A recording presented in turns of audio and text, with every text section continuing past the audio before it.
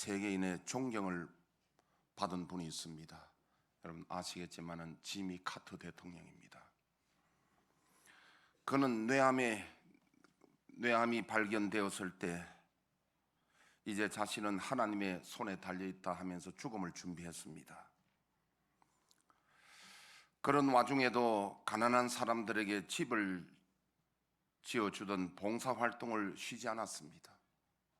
이미 뇌암 판정을 받고 이제 인생을 정리하면서, 그러면서도 자기가 하던 가난한 사람들에게 집 짓던 일을 쉬지 않고 계속했습니다. 그런데 얼마 후에 놀랍게도 암이 완치되었다는 의사의 진단을 받았습니다. 아마 원래 지미 카터 대통령이 94세인 줄로 그렇게 합니다. 대통령으로 있을 때보다 뒷모습이 더 아름다워 보이는 모습입니다. 인생은 출발도 중요하고 과정도 중요합니다만, 그러나 더 중요한 것은 결과입니다. 시작은 잘했는데 결과가 좋지 않다면 불행한 일입니다. 학생이 평소에 공부를 잘했다고 해도 시험을 잘못 쳤다면 결과가 좋지 않으면 소용이 없는 겁니다. 달리기 선수가 출발을 잘했더라도 결과가 좋지 않으면 승리자가 될 수 없습니다. 오늘 말씀은 사도 바울이 자신의 인생을 한 경주자에 비유하면서 인생의 마지막 코스에서 승리했음을 우리들에게 보고해 주는 내용입니다. 사도 바울은 이렇게 고백합니다. 내가 떠날 기약이 가까웠다. 내가 선한 싸움을 다 싸우고 나의 달려갈 길을 마치고 믿음을 지켰으니 이제 나를 위해서 하나님은 의의 면류관을 준비하고 계시는데 이것은 나뿐만 아니라 믿음을 지킨 모든 사람에게 주실 하나님의 상급이다. 쉽게 표현하면 오늘 그런 말입니다. 사도 바울은 인생의 마지막 결산 지점에서 후회가 아니라 설레면서 면류관을 기다리는 아름다운 모습을 우리에게 보여줍니다. 우리 오늘 본문을 중심해서 사도 바울의 인생 결산을 한번 살펴보겠습니다. 인생 결산을 4가지로 살펴보는데요, 우선에 제가 큰 제목을 먼저 말씀을 드리겠습니다. 첫째, 사도 바울은요, 인생의 결산할 날이 올 줄 알고 죽음을 내다보고 인생의 결산할 때가 있음을 알고 사는 겁니다. 두 번째는 사도 바울은 선한 싸움을 싸웠습니다. 세 번째는 나의 달려갈 길을 마쳤다는 것은 믿음을 지켰다는 거예요. 승리했습니다. 네 번째, 그 승리자에게 하나님이 면류관을 주신다는 겁니다. 크게 4가지로 오늘 본문의 이야기를 크게 4가지로 요약을 한 겁니다. 첫째는 인생에 마지막이 있다는 걸 알고 결산등이 있다는 걸 알고 살았고, 두 번째는 선한 싸움을 싸웠습니다. 그리고 달려갈 길을 다 가고 믿음을 지켰습니다. 마지막에 믿음 지킨 후에 면류관을 씌워줄 것을 확신하고 이제 떠날 때에 여러분 하나님의 면류관을 확신하고 떠난다면 얼마나 행복한 삶이에요. 여러분, 우리가 이 세상의 삶은 내가 대통령을 했니 뭘 했니 그게 중요한 게 아니고요, 이 세상 떠날 때에 천사가 우리를 데리러 와서 하나님이 우리에게 면류관 예비하는 걸 확신하고 떠나는 인생입니다. 그 인생은 승리한 인생이요, 이 세상에서 성공하다가 떠날 때에 두려워하면서 저승사자 와서 데려가는 것을 두려워하면서, 왜냐하면 죽을 때 사람들이 오는 걸 봅니다. 다 봅니다. 그러면서 두려워하는 공포의 얼굴로 세상을 떠나면 실패하는 인생입니다. 자, 그래서 오늘 첫 번째, 사도 바울은 인생의 결산대가 있음을 알고 살았는데, 첫 번째 보면은 6절에 우리 보면은요, 전제와 같이 내가 벌써 부어지고 그랬습니다. 전제와 같이 부어진다는 말은 뭐냐면요, 제사 드리는 방법 중에 화제라는 게 있습니다. 불로 태워 드리는 방법이 있습니다. 우리가 이 레위기에 보면은 제사의 종류는 5가지입니다. 종류는 5가지. 소제가 있고 번제가 있고 또 화목제물이 있고 속제제 있고 속건제가 있습니다. 5가지예요. 그러나 그 방법은 화제로 드리는 게 있고 요제로 드리는 게 흔들어 드리는 게 있고 다른 방법들이 이렇게 있는데요. 여기는 화제란 말은 불로 태워 드리는 거예요. 불로 태워 드리는 겁니다. 그러면 하나님이 험량하신다는 거예요. 옛날로 치면은 제사지요, 제사. 이게 성경에도 제사로 되어 있습니다. 번제하는 전부 드리는 제사 그런 뜻이에요. 자, 그러면 이 전제란 말은 뭐냐면은 이 제물이 다 타가지고 마지막 이제 불씨가 조금 남아 있습니다. 제가 있는데 불씨가 좀 남아 있을 그때에 마지막 포도주를 부으면서 불도 정리하면서 포도를 부으면서 이렇게 연기가 올라갑니다. 한마디로 말해서 이제 이 화제를 드리는데 제사 드리는데 이제 끝맺음이에요, 끝맺음. 그래서 사도 바울은 내가 전제와 같이 부어졌다는 것은 나는 이미 죽음이 결정되어졌다, 순교가 결정되어졌다 확신하고 있습니다. 두 번째 6절의 하반절에 보면 나의 떠날 시각이 가까웠다 그랬습니다. 시각이 가까웠다 확신하고 있는데 여러분, 농부는 계절을 바꾸거나 고칠 수 있는 자가 아닙니다. 농부의 지혜는 다가오는 계절의 변화를 알고 변화에 대처하는 것이 농부의 지혜입니다. 여러분, 가을에 배추는요 8월 달에 심어야 됩니다. 물론 모종을 구할 때는 9월 초에라도 하면 되지만은요, 농사 짓는 데는 그 계절 시기를 모르면은 농사 못 짓습니다. 심을 때가 있고 거둘 때가 있는 겁니다. 농부는요 자기가 변화를 주는 자가 아니라 자기가 변화에 적응하는 사람이에요. 라인홀드 나비는 이렇게 고백했습니다. 하나님이여, 제가 변화시킬 수 없는 것이라면 그것을 받아들일 수 있는 평온함을 주옵소서. 제가 변화시킬 수 있는 것이라면 용기와 담대함을 저에게 주옵소서. 내가 변화시킬 수 없다면 받아들이게 하시고, 아니면 내가 변화시킬 수 있다면 용기와 담대함을 달라는 말씀이에요. 대개 사람들은 자신의 죽음이 가까웠음을 인식하는 경우가 많습니다. 그러나 바울은 하나님의 계시로 확실히 알고 있었던 것입니다. 우리들도 바울처럼 인생의 결산날이 있다는 사실을 깨닫고 사서야 됩니다. 그래야 바울처럼 이렇게 죽음 앞에서 당당하게 떠날 수가 있는 겁니다. 두 번째는 나는 선한 싸움을 싸웠다. 7절에 보니까 나는 선한 싸움을 싸우고 그랬어요. 우리 인생은 전쟁과 같다 하지 않습니까? 그것은 싸움이라는 것입니다. 모든 싸움에는 성패가 있습니다. 우리 여호수아 족구팀에도 그 한 경기마다 1,000원씩 걸고 해도 목숨을 걸잖아요. 그게 지는 걸, 누구든지 지는 걸 싫어하거든요.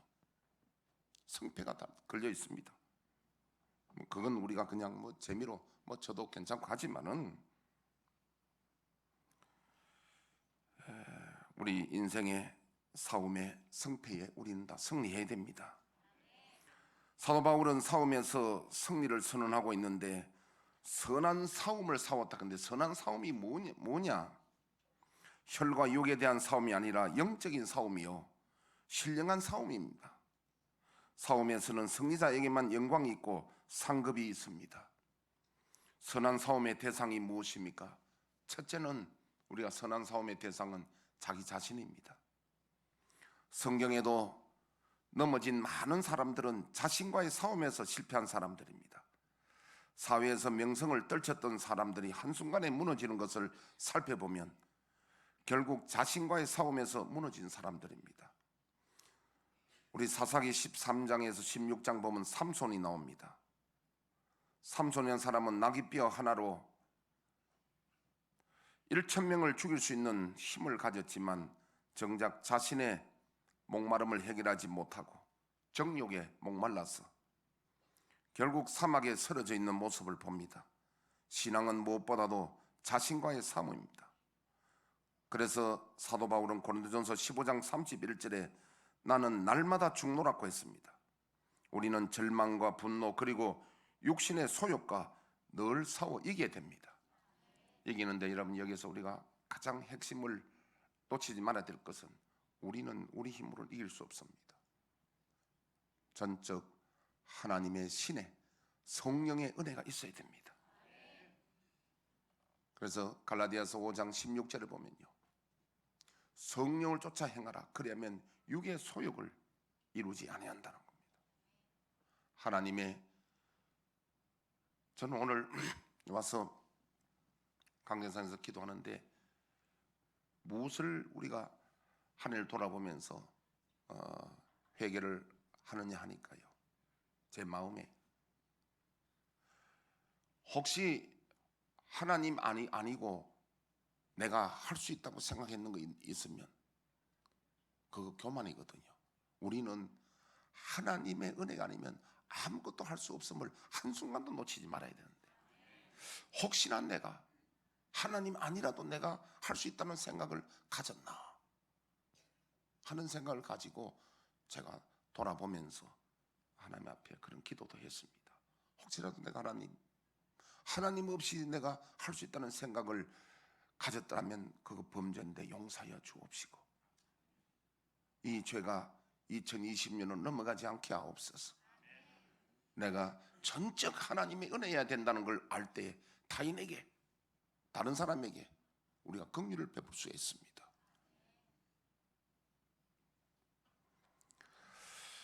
두 번째, 환경과의 싸움입니다. 사람은 보고 듣고 느끼고 만나는 사람들부터 영향을 받고 알게 모르게 물들어갑니다. 신앙 좋은 사람, 긍정적인 사람들과 사귐을 갖다 보면 나도 모르게 좋은 믿음이 전염됩니다. 반대로 부정적이고 폐쇄적이고 비판적인 사람들과 만나다 보면 자신도 모르게 생각이 어두워지고 부정적인 사람으로 바뀌게 됩니다. 그래서 하나님께서는 아브라함에게 본토 친척 아비 집인 갈대아 우르를 떠나게 하셨습니다. 여러 가지 의미가 있겠습니다만은 갈대아 우르는 우상의 도시였기 때문에 그런 환경에서 아브라함을 피하게 하는 거예요. 저와 여러분들도 환경에서, 죄 짓는 환경에서 피해야 됩니다. 여러분, 창세기 39장에 보면 요셉이 보디발의 아내의 유혹을 받았습니다. 요셉이 참 꽃미남이었어요.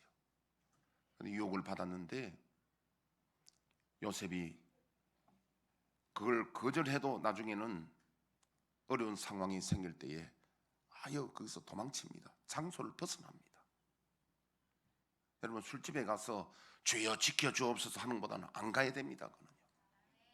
노래방에 가서 범죄하지 말고 아예 안 가야 된다니까요. 장소를 피해야 됩니다. 작년 했던 이야기 또 할게요. 제가요, 오관성 목사님인데 제가 그때 제 나이 한 20살 됐는가 모르겠습니다.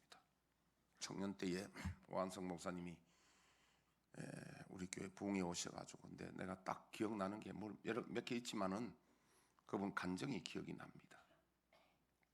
오관성 목사님 부흥사로서 지방에서도 부흥회 하고 서울로 이제 이렇게 금요일 날 이렇게 올라가지 않습니까? 밤차로 올라가면요, 주로 기차를 많이 이용했답니다. 그때는 교통이 좀 불편했기 때문에 요즘처럼 도로망이 좋지가 않았습니다. 근데 옛날에는 이 기차가 굉장히 만 원이었습니다. 그래서 목사님 탔는데, 그냥 한번 일어나면요, 거기는 좌석이 없습니다. 그때는 한번 일어나면 자리 뺏기면요 끝이에요. 그냥 서가 와야 됩니다. 서울까지. 그런데 딱 이렇게 앉아가 자리 잡아가지고 딱 이렇게 오는데 옆에 있는 여자분이 자면서 촥 목사님한테 기대는 거예요. 이게 똑바로 앉아고 한쪽으로 기댄 분이 있잖아요. 그럼 이렇게 밀면은 또 넘어진대. 이렇게 보니까 목사님이 좋아하지 않는 타입이야. 목사님이 원래 그때 뭐 빨갛게 칠하고 뭐 이렇게 야한 여자들 안 좋아했던가 봐요. 이래 보니까 목사님 별로 마음에 안 드는 여자야. 그래서 자꾸 밀었대. 이렇게 밀다가 계속 넘어지니까 그냥 포기해볼 때 내버려뒀답니다. 안 되니까. 근데 어느 시간이 좀 지나니까 벨로인 여자가 괜찮아 보이더래요. 그래서 목사님이 요셉 생각나서 그때 자리 일어나면 자리 뺏기면 서울까지 서와야 된다니까. 요셉 생각나서 벌떡 서서 다른 칸으로 가봤답니다. 그래서 서울까지 서가 왔대. 또 우리 또 유명한 이야기 있잖아요.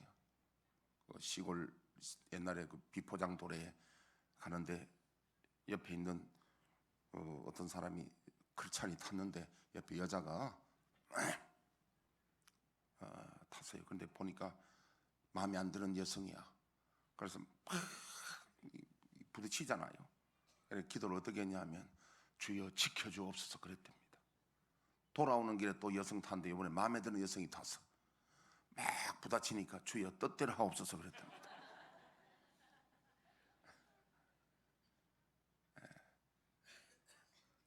그렇게 하면 안 되겠죠. 그래서 우리는 유혹의 장소에서 벗어나야 됩니다. 범죄한 환경에서 벗어나야 된다. 환경에서 이겨야 됩니다. 세 번째는 영적 싸움에서 이겨야 되는데 에베소서 6장에 보면 우리의 싸움은 혈과 육이 아니라 하늘에 있는 악한 영들과의 싸움이라고 했습니다. 여러분 우리가 치열한 영적 전쟁을 하고 있습니다. 악한 영들과의 전쟁을 하고 있는데 여기에서 이기는 비결은 주의 영이 함께 하셔야 됩니다. 우리 영적 전쟁이란 꼭 아셔야 됩니다. 따라합시다. 영적 전쟁이다.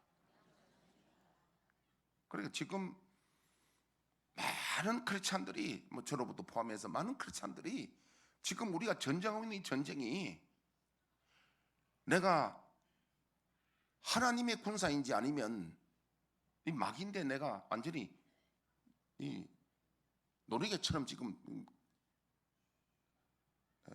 갖고 논다 그러죠. 마귀가 우리를 갖고 노는 건지.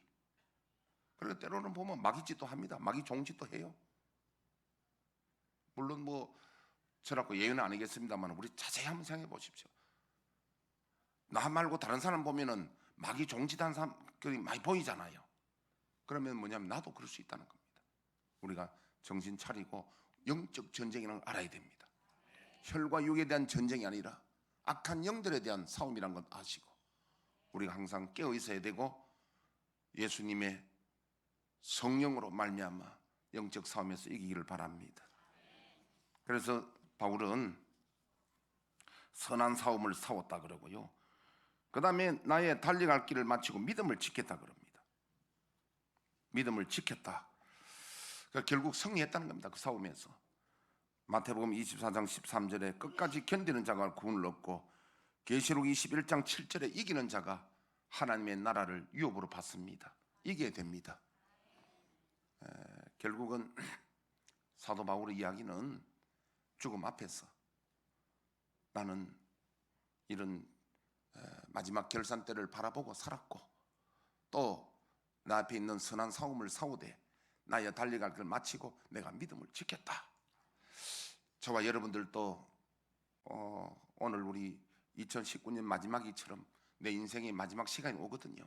그때 우리가 고백하기를 나는 나의 달려갈 길을 다 마치고 나는 믿음을 지켰다. 이런 고백이 있었으면 좋겠습니다. 우리 모두 다 나의 달려갈 길을 다 마치고 내가 믿음을 지켰다.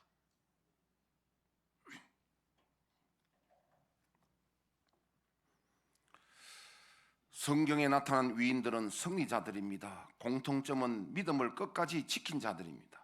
에녹, 노아, 아브람, 모세, 다윗, 엘리야, 사도 바울 할 것 없이 성경의 많은 위인들은 믿음을 지킨 자들이고 이긴 자들입니다. 우리는 이기는 자가 하나님 나라를 유업으로 얻는다 하니 우리는 다 이기는 자의 복을 받으시기를 축복합니다.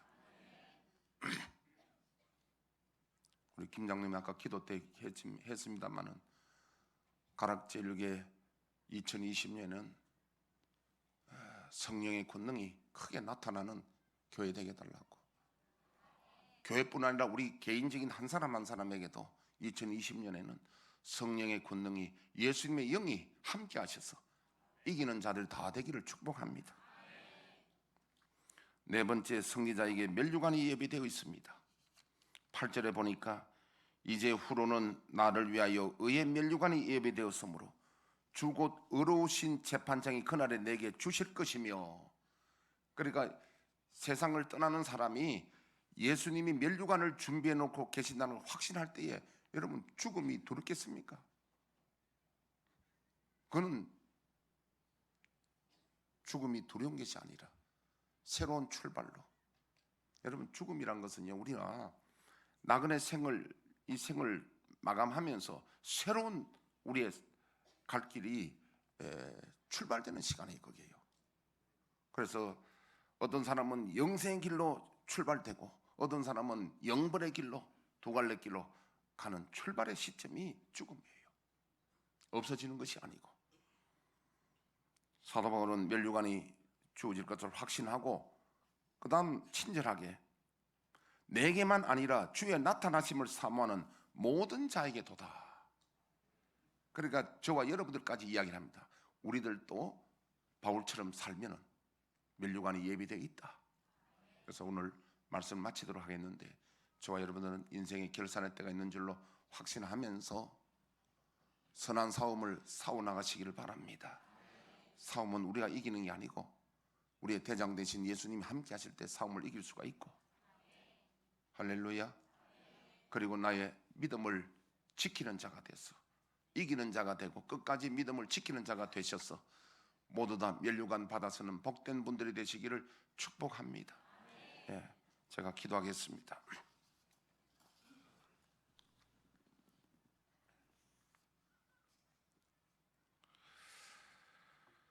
하나님 아버지, 오늘 인생 결산이라는 제목의 말씀을 들었습니다. 사도 바울의 이야기를 들었습니다.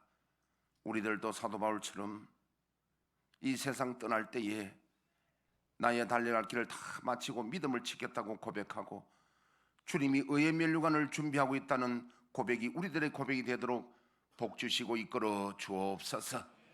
하나님 아버지, 이 자리에 있는 분들이 복되게 하시고 가락제일교회 발길을 닿는 분들이 복되게 하여 주옵시고 우리 모두 다 승리자가 되게 하여 주옵소서. 2020년에는 하나님 아버지 주의 영이 크게 우리를 기뻐하셔서 역사하여 주옵시고 성령의 권능이 초대교회 같이 나타나게 하옵소서. 주님의 영광 받아주시고 가락제일교회가 폭발적인 부흥의 역사가 일어나게 하옵소서. 예수님 이름으로 기도합나이다. 우리 480장 찬송 부르시고 통성 기도하겠습니다. 480장.